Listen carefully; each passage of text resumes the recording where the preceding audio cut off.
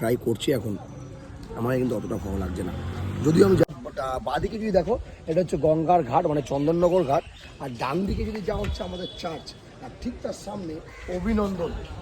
আলুরদম আর ডাল আর চাটনি আছে নানপুরির সঙ্গে। এবার ওইসব তৈরি হচ্ছে, রেডি হচ্ছে চাটনি।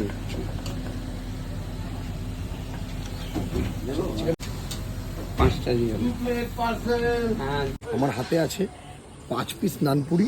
সেটা কিন্তু 4 পিসের দাম হচ্ছে 20 টাকা, মানে 5 টাকা করে পার পিস নানপুরি। তার সঙ্গে আছে হচ্ছে ছোলার ডাল, আলুর দম, চাটনি, যেটা আমাদের স্পেশাল, এবং তার সঙ্গে মাত্র 20 টাকায় 1 পিস চিলি চিকেন পাওয়া যায়। যেটা হালকা করে যদি প্রথম ডাল দিয়ে ট্রাই করি, এই দোকানের ব্যাপারে যে হাইপটা তৈরি করা হয়েছিল, নানপুরিটা যদিও একটু ভালো, কিন্তু ডালটা কিন্তু অতীব মিষ্টি, মানে অতটা আমার প্রথম বাইটে কিন্তু ভালো লাগলো না। এবার যদি আলুর দমে যাই,